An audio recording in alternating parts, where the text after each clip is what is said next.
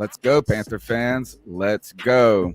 It's the Beat Check, and it's the first one of the 2022 season where there's football in the air. The Carolina Panthers finished their first training camp practice today, and C3 had to get together and recap it, talk about the latest headlines, and even get some of the beat reporters up in on this to get the inside track.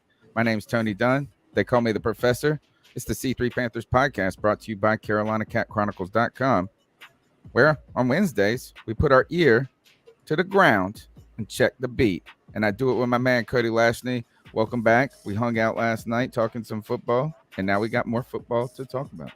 Hey, man, training camp is into full gear, Tony Dunn. These Panther people need their Panther fix, and that's what we're here for, man. This is the C3 Beat Check, where we check the beat with Panthers beat reporters to get a lay of the land on all things going on with the football team. Have a great guest tonight. Vashti Hurt of Carolina Blitz should be joining us in about another 20 minutes. And yeah, Tony, we're going to have a great time. A lot of storylines already starting to come out of Spartanburg. A lot to talk about, brother. But look, you already know we're going to do it with the very best fans and all of YouTube, our Panther faithful. Our guys, Drew, Buck Skull Gang in the house, C, Trooper with the Duper 24, Dan Floyd, DJ Flash Apples, Easy Crepe, Matt Knows Nothing, Volt Guy 23, Tim Estes, Tony Dunn. Ain't nothing to it but to do it, brother. Let's roll. As the football season heats up, C3 heats up. Tuesday nights, 9 p.m., longest running Panthers podcast. Wednesday night beat check. Friday free for all. Before you know it, Cody and I will be going head to head with debate my take. And we want your take. Jump into the chat. We love it. Subscribe to the channel. Smash the thumbs up button. Check the show notes. We got a Discord channel you can join. Email me or contact me if you want to be a part of the C3 Fantasy Football League. There's only a few spots left. So go ahead and email me at CarolinaCatChronicles.com at gmail.com or hit me up on Twitter at cat_chronicles. It's the first day of training camp and the first practice and the first news that I received, Cody Lashney, when I opened up my Twitter TV, because that's what we have right now for when training camp is around. It's called Twitter TV to me. It's like better than anything. I just let it run all day long, watching all the clips, watching all the takes, watching everything. And the very first one that comes out, Jaycee Horn, not dressed, not practicing, and has been moved to the active PUP list due to soreness in his foot. Everybody immediately tried to temper this discussion and being like, oh, it's precautionary. It's precautionary. He's been working out real hard in the offseason. We just want to make sure. But it's definitely not the tidbit that I was hoping to look at first when I looked at my Twitter TV channel today. Yeah, man. And listen, all of the reaction to it has been very kind of assuring, that this is something that the Panthers wanted to do. He experienced some soreness in that surgically repaired foot. He wanted to be out there, but they wanted to kind of take it slow and ease him into that process so that way we can have him later on down the road. I understand it. If I'm Matt Rule, I would probably do the same thing just to err on the side of caution. But it'll be interesting, man. I know a lot of people are already scared that, we're going to be talking about Jaycee Horn being an injury-prone player. And it's things like these that don't necessarily make you feel too well about that. But I'm just not going to read too much into it. I'm still expecting and preparing Jaycee Horn to come out and play like he was shot out of a cannon. And, we'll just have to let it play out and see what happens. I want you guys you can go to CarolinaCatChronicles.com. Jaycee Horn starts training camp on the active PUP. Are you worried? I asked. He missed 13 games last season with a broken foot. They held him out. Now they can activate him at any moment, right? Most people will roll their eyes and say this isn't a big deal.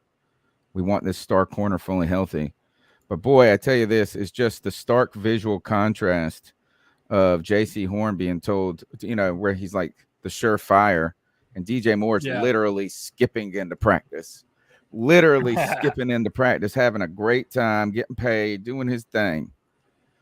So man, Jaycee Horn, we need you, bro. We need you. I don't like to hear this. I hope that foot is like Iron Man after this. Yeah. It's interesting. Keep an eye on it. It'll be a storyline to follow immediately to see how long they rest him. So can I give you the storyline that I'm interested in following? And you Okay. probably already know where I'm going with this, man. This quarterback competition has been on the tip of everyone's tongue. And last year, there was a storyline around Sam Darnold not being the first guy out to the field like Matt Rule wanted. Well, you know what? He doesn't have to ask this next guy because Matt Corral was indeed the first man out on the field. And Tony, you kind of hinted at this yesterday, talking about his neck. But doesn't it look like Look my at the boy's thighs, been dude. pumping some iron? Look at My these boy's been thighs, putting dude. some work in the weight room, hasn't he? He does not look. Yeah, he does. He does, and I think he really sent a message. I've been impressed for how nitpicky we were about just every word or motion that I was, at least, of Matt Rule in some ways. Dude, Matt Corral, you really can't write it any better for him. And what I mean by that is, like, he's coming into a situation. Imagine being drafted, having that kind of chip of like you thought you were going to be higher up in the draft than you were. You went to the draft. You didn't even get drafted till the third. He had some troubles and some struggles with, like, injured in the Pro Bowl game. I think this mental health story got way overblown as like a detriment to something like that. And then you come into a place where it's just turmoil. And then all of a sudden they trade for Baker Mayfield. They keep Sam Darnold. And you're like this guy over there, like, hey, remember me? Yeah. Remember me? And I tell you this, yesterday when he showed up, he was the one talking about, I'm out here to compete and get the starting job. Like, I mean, and he probably knows it's a long shot, but he's taking that approach, that mentality. Him being the first guy on the practice field today, these are statements to me. And maybe they don't turn into anything, Cody, but I like them. It's kind of like this: is he's saying what he needs to say and doing the things he needs to do, and that's an important step. I love it. This is wild. It's wild. I love it. When was the last? I mean, again, so for as long as I've been on the podcast, we've had Cam Newton, and then from Cam to Teddy, and then from Teddy to Sam. So it's like we've never really known, or at least I haven't in my Panther fandom. I've never really known what it's like to have a quarterback competition at this opening spot. Here's a little bit of Matt Corral just showing the zip on his ball. But obviously that wasn't even the biggest story. And the one of the biggest stories was that Baker Mayfield was out there today, and he looked kind of inaccurate. There were some plays that were kind of underthrown. He wasn't necessarily shy about that when she comes in. But yeah, man, it's like it's going to be interesting to see, because you're already starting to hear a lot of, well, it is his first day, and that is true. I don't want to take that away from him. Learning a brand new offense, that's certainly a lot to undertake. But it didn't look like he was super impressive to start out the day. They did have Sam Darnold taking first string reps. A lot of people were kind of like talking trash about that, but that doesn't surprise me at all, Tony Dunn. Sam has the most experience in this offense with the playbook, and we know that they're going to rotate him anyway. So it's not really surprising to me that Sam Darnold got the first go at the ones. Yeah, I just before we move on to Baker Mayfield and Sam Darnold, I just think it could have been easy for Matt Corral to kind of shrink to the sidelines, into the background, and maybe tried to quietly come out and do something. But I think he's trying to make himself visible and known. So I like that. On to Baker, you're right. Well, is Sam Darnold? This is what most people predicted, and a lot of people predicted that they would give Sam Darnold the reps with the ones for about a week or so, or the first week, and then you would quietly hear Mayfield is moved into the number one spot. Few people, but to me, it sounded like it was barely a number ones. You know what I'm saying? It was like really sounded like he was the guy that just threw first in a way rather than playing with the ones. Now I could be wrong about that. Each of them made mistakes today. Sam Darnold almost got picked off or should have been picked off by Damian Wilson, which I don't care about any of these mistakes. I mean, I do care about mistakes, but like first practice, one thing to act like they're just going to go out and deal. I guess you did hear about Trevor Lawrence going out and dealing. You heard that one, didn't you? Oh, I definitely heard that one. Apparently, Yeah, not I a know. single ball hit the ground. Trevor's out there looking great. But Algernon asked if Baker was throwing picks. This is the interception.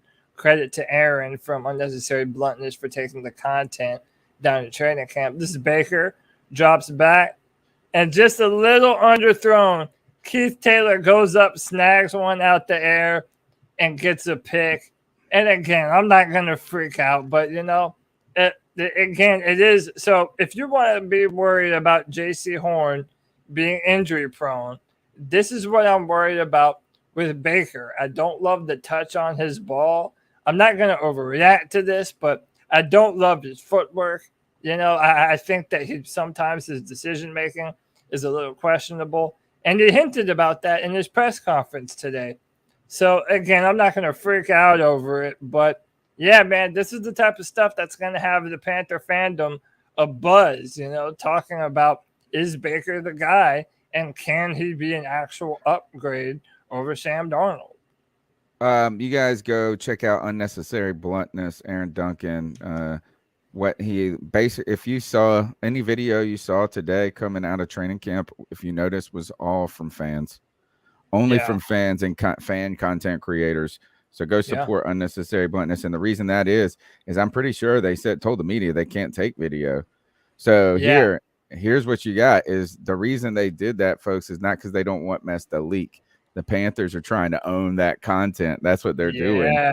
They're saying this is like you only can watch any snaps on the internet. It's kind of like so an antiquated way of looking at content. And it's also like you're filtering all the views towards content creators on YouTube. It's like you're pushing people away from your own content. Well, they don't want the athletic making the money off of it. They don't want you know what I'm saying? Is they're trying to make the money off. Before you know it, they're probably going to tell fans that they can't take the video like that. That's what they'll probably try before they just open it up. Let's hear from Baker Mayfield on his first performance today in Carolina. Let's see if this is the one.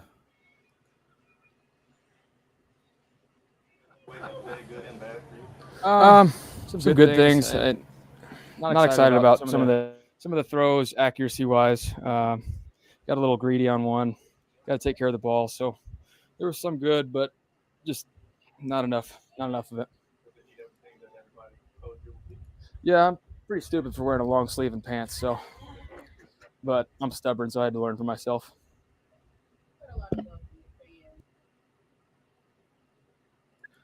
I mean, start over. I had to mute your microphone because I was getting the feedback from both of your mics. Is it double? Is it coming the audio was coming from your screen share and your end too. But we all heard Baker. Okay. But you're good now though. All right. I know how to fix it now on the next clip though. So thank you. Okay. Tell me when those things happen. So Baker, or at least I think I do. Baker, you know, hey, this is practice. All right, let's move on. What's next is so we got the quarterback stuff going on. I thought it was interesting. We saw Damian Wilson's name today with almost picking the end zone against Sam Darnold. Yeah. Interesting name there. Keith Taylor, right? So people were looking at that. What else is coming out of this camp? Oh, a lot of guys wore the Guardian helmets, the turtle helmets that they tested in college football last year. Oh, I didn't even hear anything about that. Have you seen those? Don't look up. Yeah, it's the Guardian helmet. There, I'll find an image of it. That's one of the things to show you. Or it's a cover. Maybe it's a helmet cover that you add, and it's like a Megamind looking thing, right? Isn't it like yeah, huge? Looks like a turtle shell. Looks like a turtle shell. I You know what I'm like saying? that though. But it's supposed to be like a super protective, you know what I'm saying? Like a super protective, I guess, version of a helmet. How many? Oh yeah, I've seen my Clemson players wearing that for a They long tested time. them in college last year, like before they played, and it's another effort. And you know, if I don't know if you saw, the Athletic put out a story today about, I guess, continued proven links between. I thought it was weird. It was like first study that shows crashing, like sports like this leads to heading. I was like, what? I thought we've been talking about this for 20 years. So I don't know. Yeah. What else came out of, what other storylines came out of camp today? We saw Christian McCaffrey catch the ball, and the Panthers put that clip up. We won't put that one because it'll probably be like, that's our clip. We found one. That's our Christian McCaffrey. Any other things? Oh, the Spartanburg Heat. We heard Baker Mayfield talk about stupid for wearing pants and long sleeves. I saw somebody put up Cam Newton did that on the regular. You never heard him. He'd be wearing a sweatshirt, right? But I saw too some cool things where I saw reporters who were covering it for their first time. One from the Panthers, right? She's new. Augusta. I got to go look up her name, learn her name. She's brand new. And then I saw somebody else from Charlotte or from Greensboro who worked at a local TV, and they were like, this mess is real. I was like, we've been telling y'all. This is the hottest. Yeah. It's hot. I saw someone put on Twitter, Spartanburg might actually be the hottest place on earth. Like, it's just so god awfully hot there, man. But one of the things I'm interested to talk to Vashti about, and she said she'd see me at 8:15. So is actually the offensive line. And Tony, this is something that we've been talking about a lot. And it feels like a recurring nightmare from last year is trying to creep in from this year. And that our coaching staff seems to really want to get Pat Elflein and Michael Jordan involved in this offensive line. Tell me, what have you heard about this? Oh, man. So, okay, the first reps was interesting because the first team reps, they had Brady Christensen at left tackle and Michael Jordan at left guard. Then they reversed it and they put Kim McQuarrie at left tackle and Brady Christensen at left guard. So, I mean, I don't know, Tony, that they really want to get these guys on the offensive line. I don't agree with it. Did you say Elflein played center at all?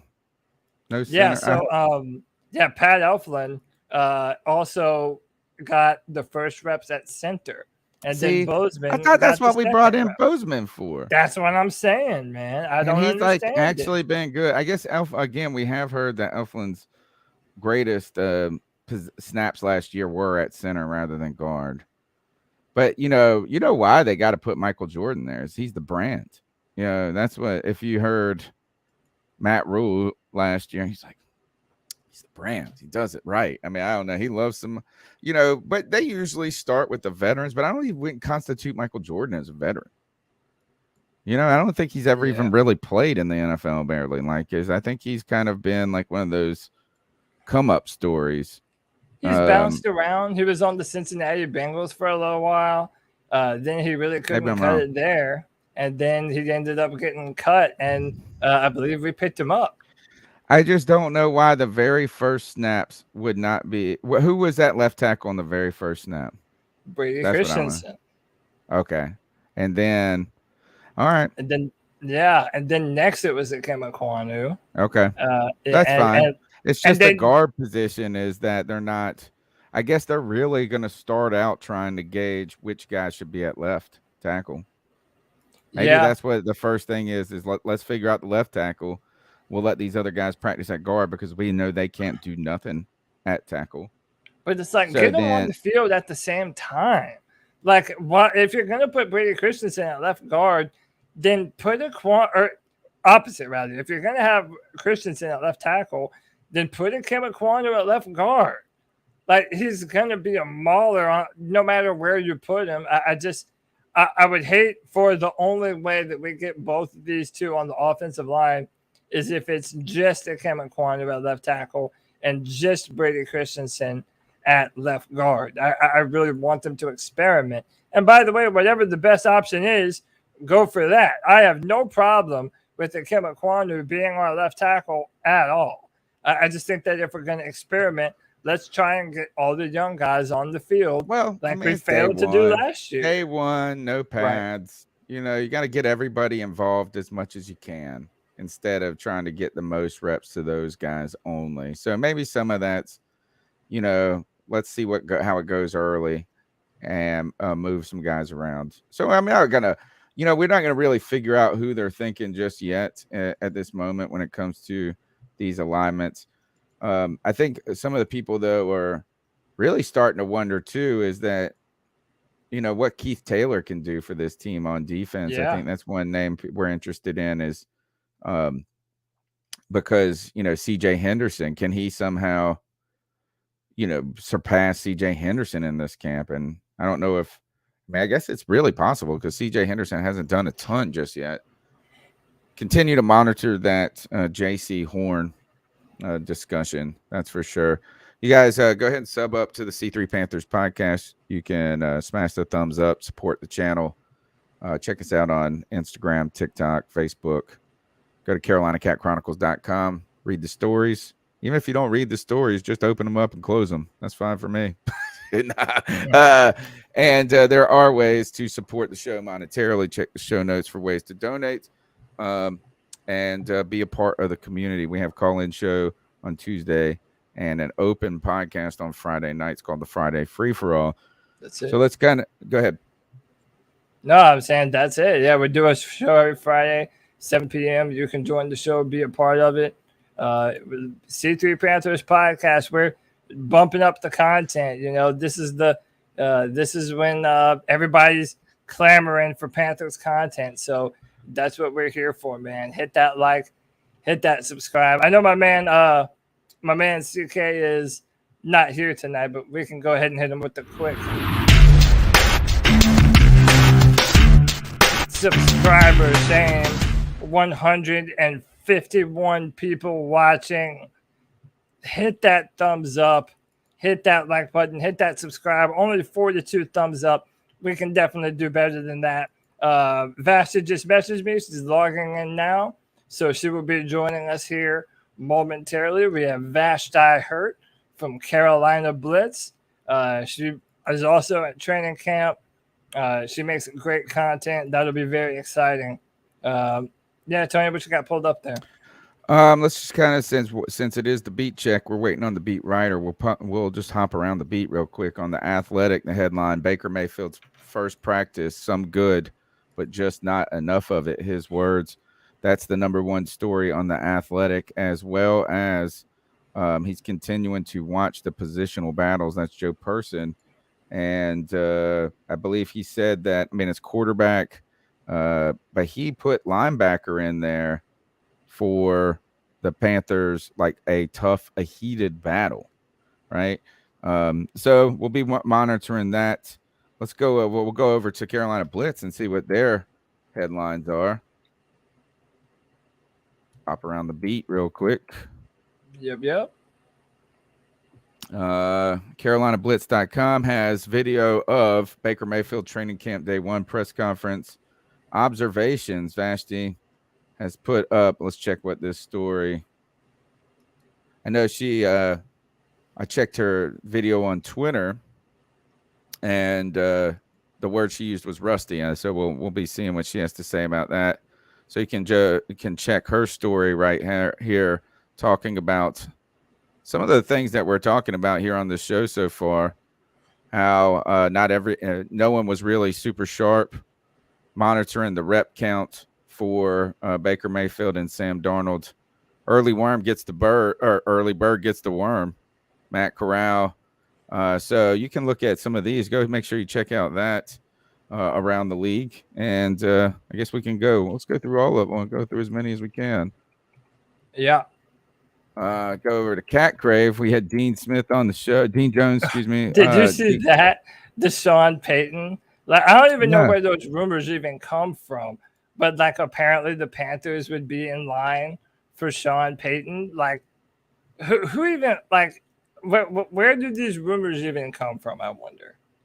You know, like who was talking to Sean Payton about whether or not he would actually like to be a Panther? You know what I'm saying? Like it just makes no sense. Well, no, you know what this is this is just a speculation. Is that here and entirely somebody or somewhere on the planet has sat down and said, well, the Panthers could be looking for a head coach next year, and a team that maybe went a different direction, going with a college coach, would with an owner that would surefire want to win with that kind of, type of splash. That it's a make sense rumor, kind of, or we can connect the dots in some way, 7 degrees of separation type rumor, but not a real one. I mean, I already heard this today is like people were saying Mike McCarthy, if he loses first 5 games, you can go ahead and look, Jerry Jones is going to try to get him back in Dallas. Yeah. So let's go ahead and welcome in our guest. We have our guest from Carolina Blitz. She's in Spartanburg, South Carolina. It's Vashti Hurt. Vashti, thanks for joining us. Good evening. Thanks for having me. I'm a little tardy. Sorry, I was getting back. Okay. So no problem. Yeah, we know you're busy. It's hot and thick there, I'm sure. Oh my gosh. I don't think rookie mistake, although I've been doing this for a little while. I don't think I hydrated enough. So I will be getting my water in tonight in preparation. Yeah. Tomorrow. That is when you run into the stream heat. It was crazy here. We're in North Carolina, and like today it was 98, and it was just like so thick. But when you get that hot, you got to pre-hydrate. You can't catch. You can't catch up. I didn't get my water in advance. That way I could kind of coast the day of. So yeah, it's hard. Rookie mistake for me. I know better. Well, thanks for joining the C3 BeatCheck. We have several shows throughout the week, and each Wednesday we try to check the beat and see what's going on around. During the season, we'll hop on with beat writers from other teams, and we always try to cycle them in a way that we don't occupy too much of your time. But we definitely will want to have you come back because we were watching your content today, coming from training camp and the first day of camp. And I saw you described it as rusty. Yeah, it was really, really rusty. And I don't want to, Panthers fans and fans in general might panic, but it's the first day of training camp. Baker Mayfield admitted that he had a few throws he would want back. Sam Darnold was kind of steady, but he did check the ball down a lot. There were quite a few drops. Baker, of course, has to get chemistry down. I think that there were some chemistry issues as well. So, yeah, I felt like things were really rusty today. Now, if that's still the case next week when they start in pads, then I'm like, okay, well, what's going on? But for the first day, it's to be expected. Matt Corral with a few pretty glaring overthrows. So, yeah, I think offensively guys were pretty rusty. The newer guys, Christian is going to be Christian. But some of the guys, Ian Thomas had a bad drop. So there were a few guys with some tough drops today, but first day training camp, got to knock the rest off. Yeah, we've been talking about this quarterback competition, and normally Vashti is kind of presented as a 2-horse race between Baker Mayfield and Sam Darnold, but I kind of feel like no one told that to Matt Corral. If you listen to his interviews and you listen to just the bravado he really has a competitive nature to him, and he's really taking this as a real competition. He was the first guy out on the field today. What do you think Matt Corral's chances are of actually being able to compete for this starting job? Or are the Panthers just absolutely dead set on sitting him his rookie year? I mean, the Panthers say that they're not dead set on sitting him his rookie year. I think that it's a foregone conclusion that it's going to be Sam Darnold or Baker Mayfield. But, the sentiment is that, they still are heavily invested in Matt Corral as their long-term quarterback for the Carolina Panthers. The mentality that he's entering training camp in with is what he needs to have. He was the first on the field today, and he really, he acknowledged fans, but very briefly. He seemed very focused, very engaged, very in tune with what the task was at hand. And to him, that is to try his best to try to win the starting quarterback position. And, I asked him yesterday when we did interviews he basically said, he by any means necessary. That is a quote from him. By any means necessary, his goal is to win the starting quarterback position. And Coach Rule and Scott Fitterer said they like that mentality. Is it realistic? I don't think it's realistic at that point. But do you want your quarterback of the future being complacent with being, a backup? No, I don't think so. So I think that's a mentality he has to continue to have. And, who knows? Maybe Baker and Darnold stink it up, and the Panthers roll with Corral sometime mid-season. That's not, Yeah. I think you're right on the money. Possibility. I think you're right on the money, but the thing is that he had the opportunity to kind of shrink into out of the spotlight in a way. He could have said, "Hey man, we got these two veterans ahead. I'm just going to feel things out on my first day." And he came in yesterday talking confident, not arrogant or anything like that, but had at least he said the word starter. No one else has really even said that. So that was kind of cool. And then first guy out, he's doing what else? Those are the things you want. Those are things is if he wasn't the first guy out there, imagine what people would say, right? Or something to that effect. Now let's go over to this. I've been covering this team for 10 years now, but I always keep it from the fan perspective, fanatic. I don't want to, but we do tend to freak out fans. We get worried. First thing I did is I turned on Panther Twitter TV today as I watch all of you guys cover this so great from Spartanburg. Jaycee Horn is put on the active pup list.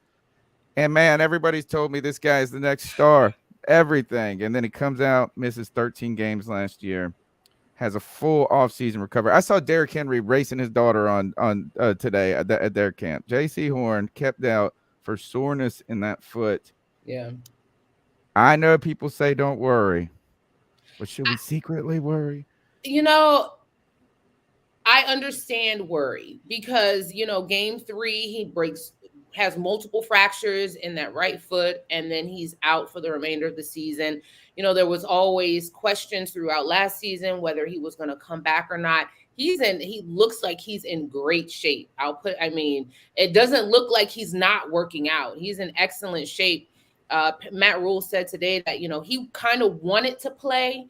He said I think he used the term chomping at the bit to get out there on the field, but as a precaution, they're holding him out. I think it's natural to worry about that. You have your corner opposite Dante Jackson, who was supposed to, and JC, who's supposed to kind of have a breakout season this year. And, you see the weapons that other NFC South foes are adding to their wide receiver arsenal. And the Panthers signed, they drafted Jaycee Horn in the first round last year to be a shutdown corner, but you can't do that if you can't be on the field. So we'll see how long they keep him out. He said it won't be a long-term thing. So maybe they'll just sit him, this week and monitor that soreness and then have him out next week for first day in pads.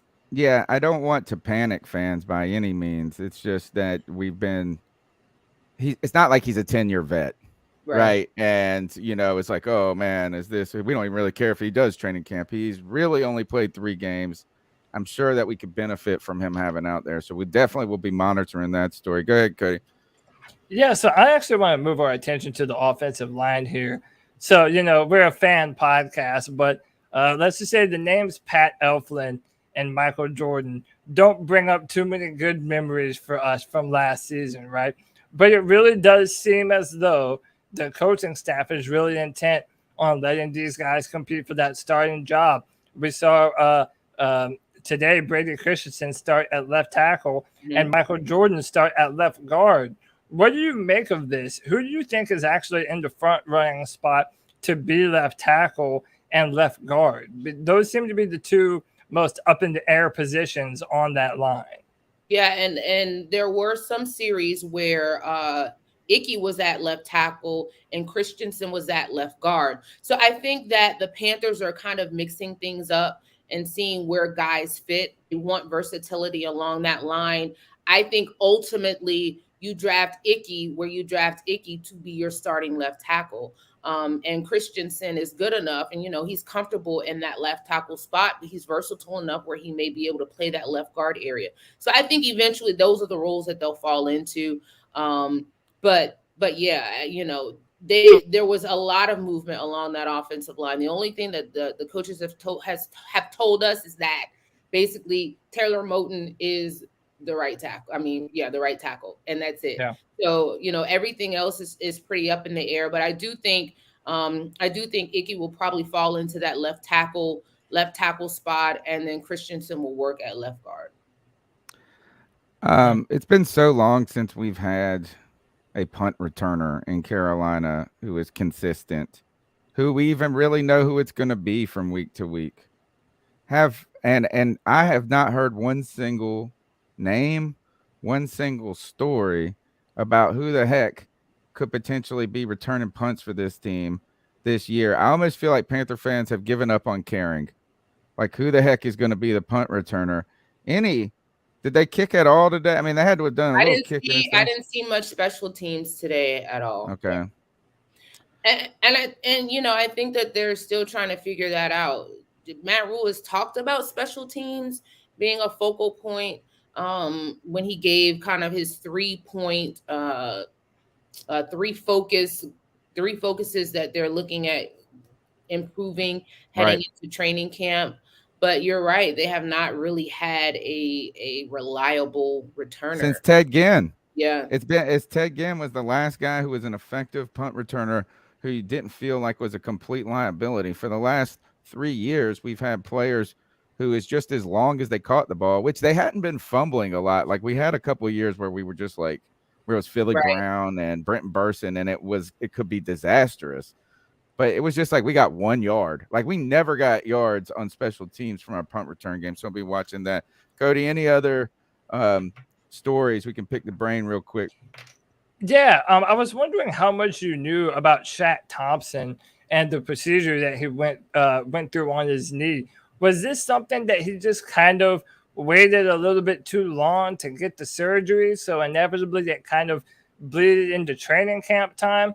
Do you know anything about this injury and whether or not this is going to be something that might potentially stop him from seeing the field against the Browns? Yeah, Matt Rule assured us that he should be ready week 1. He said he described it as a cleanup procedure. He had some stuff cleaned up in his knee.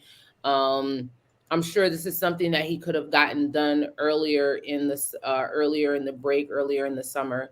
But the timing is what the timing is, and I doubt that we'll really see him much preseason at all. But he's also a veteran, on one of the veterans' oldest players. Really, it's crazy on this team. So he probably wouldn't have gotten much burn preseason anyway. So I feel like he'll be ready week 1.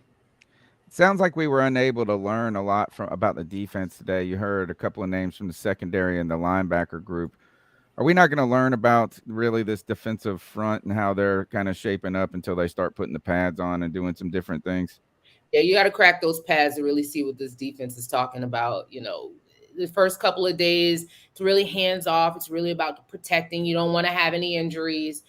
So for us, it was more about looking at the quarterbacks and how they looked, their accuracy, how they were throwing the ball. Defense didn't really go that hard. They're a competitive group by nature. And Baker Mayfield was picked off, which caused, a celebratory thing by the defense, but they didn't really go at it that much today. And that's not unexpected. But next week, when they put those pads on, I think it'll be a different story. Any thoughts about that defensive end competition on the opposite side of Burns and how that's going to shake out between YGM, Marquise Haynes, and maybe even still the opportunity with Rashaan Melvin retiring today and an additional roster spot? And to add to that, Carlos Dunlap, who was rumored to be an option for the Panthers, about an hour ago just signed with the Kansas City Chiefs. Oh man, we were talking about that last night, so it came through. So I saw that he was visiting. I didn't know that he had signed already. From what I've heard from the team heading into training camp, this is Marquise Haynes' job to lose. They have faith in him. They think that he's going to be that edge rusher opposite of Brian Burns. So they are looking to him to kind of take the helm there. I do still think they're open to signing, another guy, and that's what Fitterer said. I think when Fitterer was asked about Dunlap, you could tell that he really wanted Dunlap, but Dunlap was probably apprehensive about signing with Carolina. And you see, he signed with a Super Bowl contender, and guys like that have the ability, unless you are really showing me, unless you really throwing a bag at me, I'm going to go somewhere where I can win. And that's obviously what he did. I think the market is kind of thin, but they'll see, of course, they're going to be looking at final cuts to see where they can get somebody who may be able to make an impact in that role. But as of right now, with the roster as it stands, I think it's Marquise Haynes' job to lose. Well, Vashti, this will be our last question. We thank you so much for your time. We know you're incredibly busy down there in Spartanburg. My final question of the night to you is, I've been predicting that Davion Nixon is going to have a breakout year this year for the Carolina Panthers. Do you have an indication of who you think might have a big year this year for Carolina that maybe we're not expecting? You know what? I haven't really thought about that. I'm not mad at that pick. I'd have to think about that. You put me on the spot. That's what we do. Yeah, we need Terrace Marshall Jr., man. That's what we're Terrace all had hoping. a really bad drop today, and I was like, oh no. Get your head in this. I do like Terrace Marshall. I like his swag. I think he has the confidence that he needs to have as a receiver. I think he would be a good pick. I just have to see how he operates more through camp. And then, he hasn't been able to develop a rapport with the quarterback. And I think that this competition, it's great, but it also hurts young receivers like Terrace Marshall, who need to kind of get in a flow and a rhythm with one guy. So, maybe Terrace Marshall. I do like him, but you also have, I think this will be a big bounce back year for Robbie Anderson. DJ Moore is DJ Moore. It's going to be a reliable guy. I can't. We really haven't heard a ton about Taylor the rookies. has been looking good. We haven't heard a ton about the rookies this year outside of Icky. I feel like, and maybe that's a cool thing finally for a rookie class to not rely on some third or fourth round pick to be a big breakout. We always latch on to some guy who is for instance, Brandon Smith, which maybe can get some opportunity in there since Shaq is kind of banged up a little bit at this moment, or at least. So, it's kind of that's one of those things is, man, we'll really have, who will be the camp darling is kind of the question. There's always a camp darling, and sometimes it's not good being the camp darling. I was going to say, with the Panthers, being the camp darling is kind of like Russell Shepard. Russell Shepard. You don't want to be the camp darling. You want to be like kind of maybe fly under the radar and then turn it on. Yeah. Step into an injury or something like that. Right. We'll definitely be watching that Robbie Anderson story too. Is like how Robbie, I saw him when he came in on the cart today. He had the helmet locked down. So I think he's trying to focus and start to block out some of the noise that maybe he's jumped into a little bit at the same time. Yeah, he said in a podcast that he was approaching this season like his rookie year. So I feel like we'll get more details about that when we are able to speak with him. But yeah, he's definitely locked in. He was very open about last year and the disappointing season that he had. So yeah. Tell us about your schedule this coming week and the coverage at Carolina Blitz that you guys got coming from Spartanburg. And so what we can do to expect how training camp to unfold as you cover it. Well, I'll be here in that thing. So I've lost track of my days. We're on Wednesday, Thursday, Friday, Saturday. They have the back to camp at Gates Stadium. And then they have Sunday off. And then Monday is the first day in pads. So it's a really full week. And so I'll be here bringing coverage. Make sure you're going to carolinablitz.com. And then, of course, I try to upload things on Twitter and Instagram as well. It can get a bit much, but, we do what we can to kind of bring you something outside of the box as well. Hey, I'll say this. Your Twitter account, especially now when the Panthers are really kind of clamping down on what content can be put out. You guys do amazing work putting out incredible footage. Everybody check out @Keep Blitzing. Vashti, you have been absolutely incredible. We know you're busy. Thank you so much for joining us tonight. And we definitely have to get you on here again before the season's over. That's for sure. Sure. Just let me know. I'd love to. Thanks. Awesome. Thank you so much. Guys, that was Vashti Hurt of Carolina Blitz. Great insight. Great guest.